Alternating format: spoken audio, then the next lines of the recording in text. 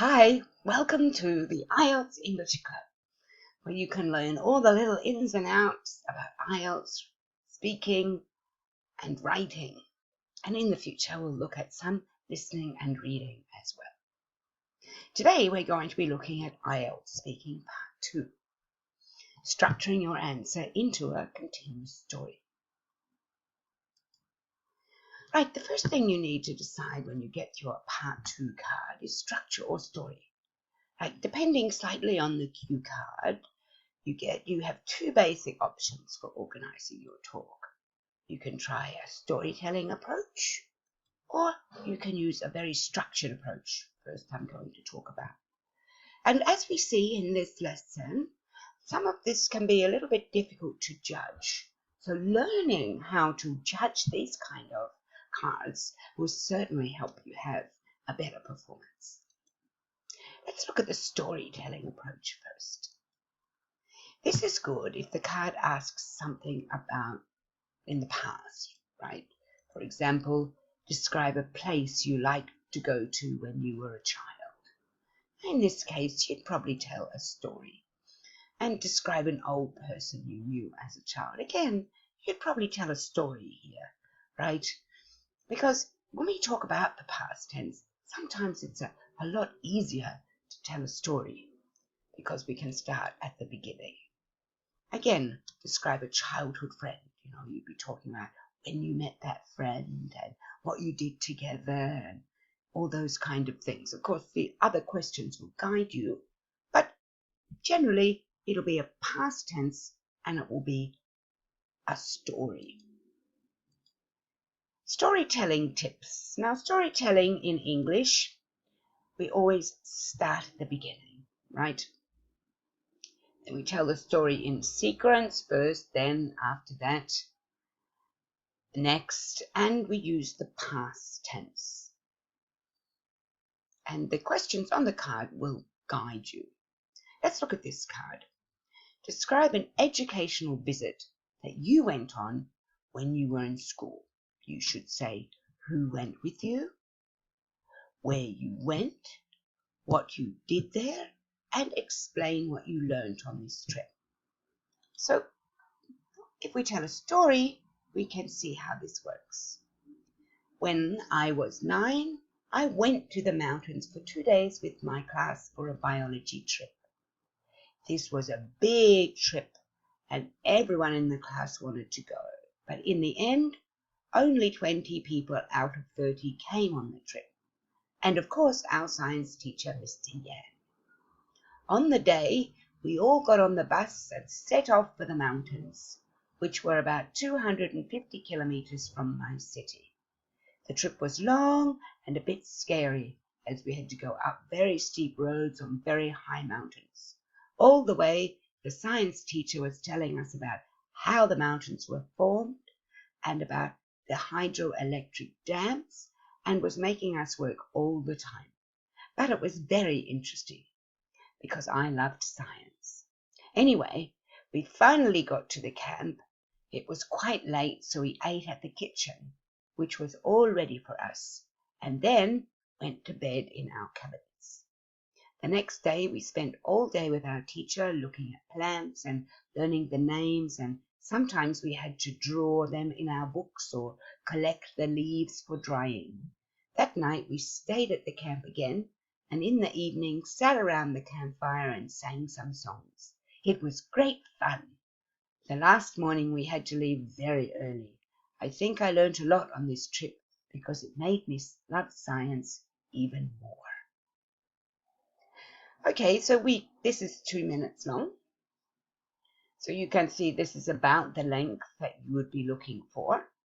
But even for those of you who are only a band 5 or band 6, you can see that a constructed answer is quite easy. And if you go to our other lesson, learning to take notes, you'll begin to see it, right? When I was 9, I went to the mountains for 2 days. We can see that this opening sentence is telling the examiner what educational visit you went on, right? So your opening sentence will give an overview or a summary of what you're going to talk about. And then a little bit of background. This was a big trip and everyone in the class wanted to go, right? And then we connected, but in the end, only 20 people out of 30 came on the trip. And of course, our science teacher, Mr. Yang. So we can see that the first part of this is what we call introducing the listener, or in your case, the examiner, to what you're going to talk about, which is very important for a story. It sort of gives what you're going to talk about and the background, a little bit of the background. Then we can see on the day, we know that refers to the day that the trip took place. We got all our past tense set off. The trip was long, so we're referring back to the trip all the way along the trip. We finally got to the camp. The next day, that night, in the evening, the last morning. So we have all these little pieces here that are sequence, in a sequence. First, after that, in the morning, the next day, that afternoon, in the evening, the final day, the last morning, and these will all make a good story. You should practice telling stories in English because you can see that the language is not too difficult, but it's the way you put the language together. So what level would this answer be? Well, generally this would be around I think probably around a 7 to 7.5. While there are some good sentences and there are some good connections and there is consistent past tense, these would all get high marks. But generally, vocabulary is quite good. I would say the vocabulary is quite minimal. There's some good words, very steep, right? Hydroelectric, but there's not complex. So this would be around about 7.5. Of course, fluency would need it to be, and pronunciation would need to be judged by that person. So if that fluency was good and the pronunciation was good, this could possibly get a 7.5. Okay, now the second approach is a structured approach. And this is good when you have to describe something. And this happens, many of the cards ask you to do this too. And these are very varied, right? For example, describe something you do that's good for your health. We know this would be in the present tense, and we know that we're going to describe something that you do. It might be that you go running, or you might have a special organic diet, or something like that. So you'd have to describe it using description words. Describe a physical activity you do. Describe a vehicle you would like to own. Describe a place in the world you would like to travel to. So we can see here that these last two are what we call speculation in the future. If you look at our lesson on grammar, you'll see that this is one of the functions that is tested in the IELTS test. And you would be describing what it would look like, but the grammar would change here. So you've got to be careful with these structured approaches because these are where the cards can vary a lot. The grammar depends on the card here for the structured approach, right? So, for example, describe a physical activity you do. You say how often you do it, where and when you do it, how old you were when you started to do it, what equipment is needed for this activity, and explain how you feel when or after you do this physical activity. So here we can see that the present tense is being used a physical activity you do now, and it's also used when and where you do it, and of course how often you do it. But the past tense is being used for how old were you were when you started to do it. So this one requires you to actually give a small story here about when you started doing it. So therefore the past tense is needed. And then the present tense is needed for the last two questions. What equipment is needed for this activity? And we can see this in the verbs here, is, and how you feel when or after. So here we have, again, how you feel. So again, these ones would be in the present tense. So the grammar depends on the card. Let's have a look at another example. Describe a place in the world you would like to travel to. So future possibility is the grammar that's for this card. How you would go there, right? So I would go by boat, or I would go by plane, or I would run there. It depends where you're going. But in the second question, how you know about this place, it would be the past tense. So I first went here when I was 5, right? So past tense would be used for that second question. And then present tense is used for what the scenery is like in this place, because the place still exists, so we would use the present tense there.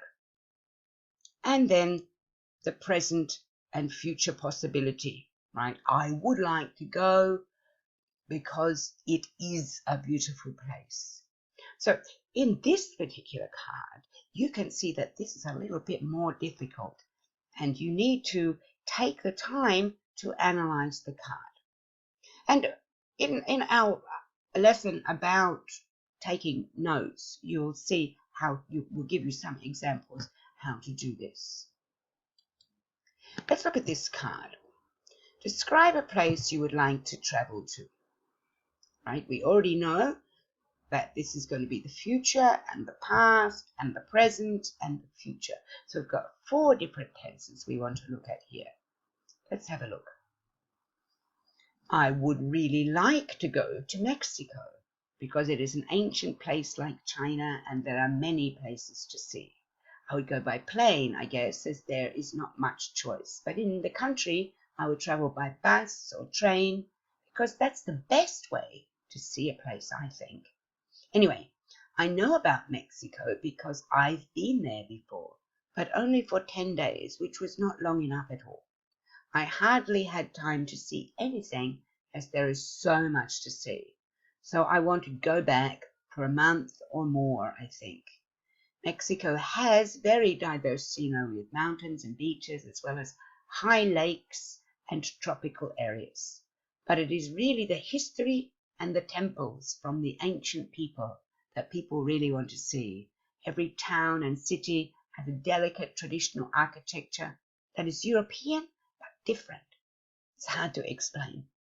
There is 5,000 years of civilization in Mexico and the traditions are still alive today.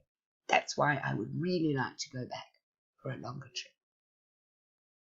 Okay, now we can see in the red highlighted parts, as we looked at in the previous section, right? I would really like to go. Describe a place that you would like to travel to.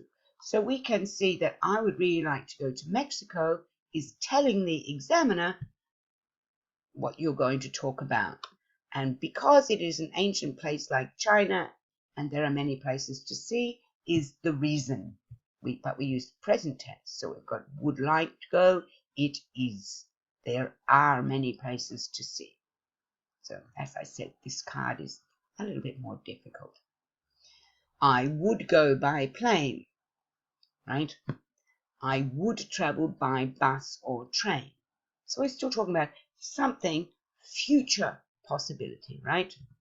Anyway, I know about Mexico because how you know about this place? Because I've been there before. So here the candidate uses a present perfect tense, demonstrating they have a better ability to be able to use more tenses, right? but only for 10 days, which was not long enough. Past tense, because this is a finished action. I went to Mexico and I want to go again. I hardly had time to see anything as there is so much to see. So that explains why they want to go there. So I want to go back for a month or more. So want, right, relates to future possibility or desire, I suppose.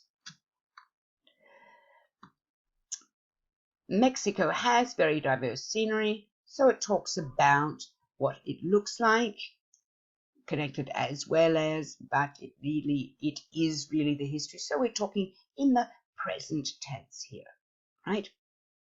Every town and city has a delicate traditional architecture. That's why I would really like to go back. So take some time to have a look at this answer, and I think a good way to do it is to speak out loud, to speak it out loud to yourself and make sure you can feel comfortable with this kind of answer. And use your own ideas to model this answer for yourself. Practice makes perfect. So which is the best way? What's the best approach? What's this one?